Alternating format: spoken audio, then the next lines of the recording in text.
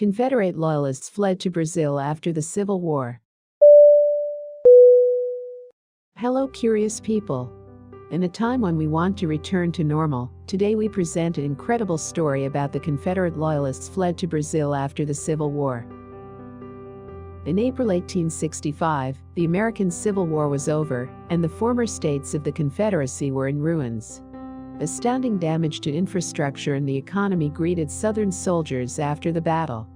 As Confederate President Jefferson Davis languished in prison, his former cabinet members dispersed to their homes in defeat.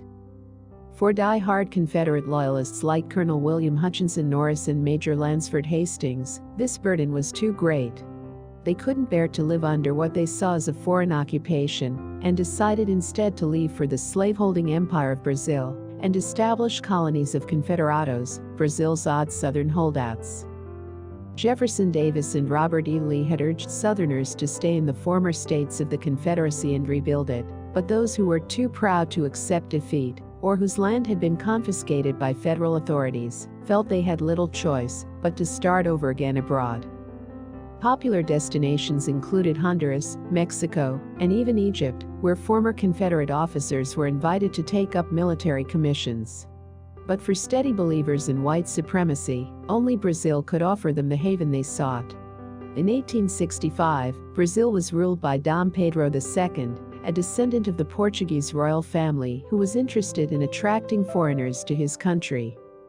He had offered safe harbors to Confederate ships during the war, and despite his personal opposition to slavery, had no qualms about inviting slaveholding rebel refugees to Brazil to cultivate cotton and help modernize Brazilian agriculture. Taking out advertisements in newspapers across the former Confederacy, he countered the sober advice of the captive Davis and the defeated Lee by painting a picture of a wild and bountiful country, ripe for settlement and friendly to slavery. To former Confederates, Dom Pedro offered subsidized transportation to Brazil and land available for as little as 22 cents per acre. Thousands of Southerners were hooked. They immediately sold off their possessions and began to make their way to Dom Pedro's realm. Colonel William H. Norris was one of the most prominent men who led efforts to settle beyond the reach of the victorious Union. A former state senator from Dallas County, Alabama, a Grand Master of the Masonic Grand Lodge in Alabama, and a veteran of the Mexican-American War, Norris decided that a free United States was no place for his family. After securing a small fortune in gold kept safe in a hole in his yard throughout the war, Colonel Norris and his son Robert arrived in São Paulo state in southeastern Brazil in December 1865. The Norrises purchased 3 slaves and 500 acres of land near Santa Barbara Dost. By April 1866, their families had also made the journey. William and Robert then began a letter-writing campaign urging their friends and former neighbors to join them. Within a few years, more than half a dozen Confederate settlements were established in the states of Pará, Paraná, and São Paulo. Major Lansford Hastings spread word of the Confederate outposts in Brazil. Hastings, an explorer whose guidance had led to the disastrous Donner Party incident, published The Immigrant's Guide to Brazil in 1867, a sensational travel book that promised unlimited wealth to those Southerners brave enough to strike out for themselves in Dom Pedro's empire. As the United States moved on from the horror of the Civil War, the unreformed Confederados, as local Brazilians called them, made every effort to preserve the illusion of life as it had been. They practiced Protestant Christianity, cooked Southern food, spoke English, and fiercely resisted the temptation to blend into the local population, steadfastly keeping themselves separate and distinct. From the beginning, the success and endurance of the Southerners' colonies hinged on their ability to purchase and control slaves. The South and Brazil had long held slavery in common.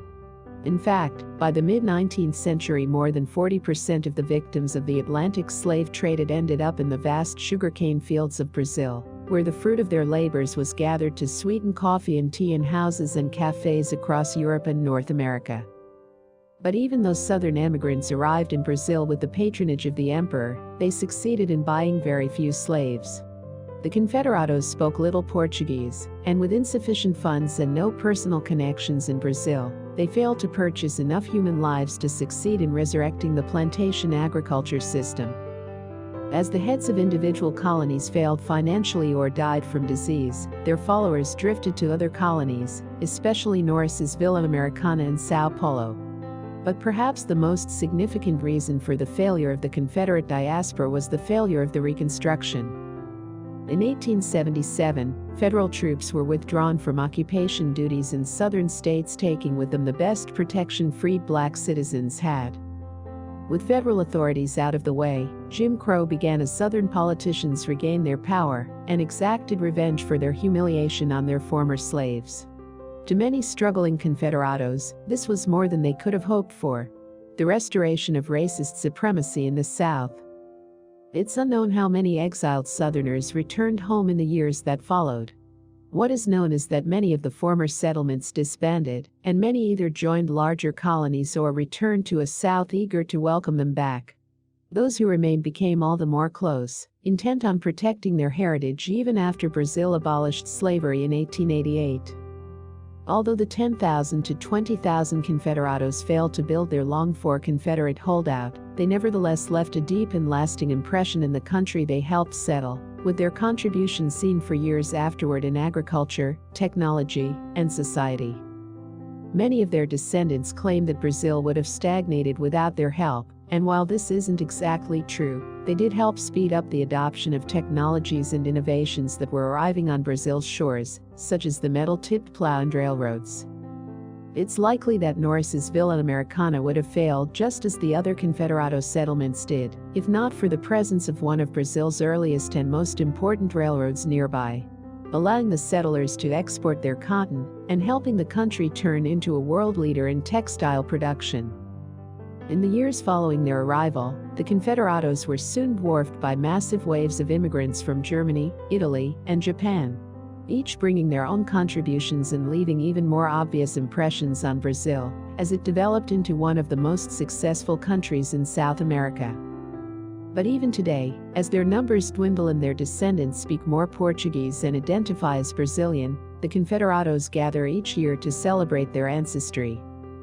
Dressed in antebellum hoop skirts and Confederate uniforms, they eat Southern food, dance to pre-war music, and fly the flag of the defeated South, in a tribute to one of the strangest emigrations ever to take place in the Americas. In the end, I would like to thank you for watching us, and I would like to invite you to subscribe and like our channel.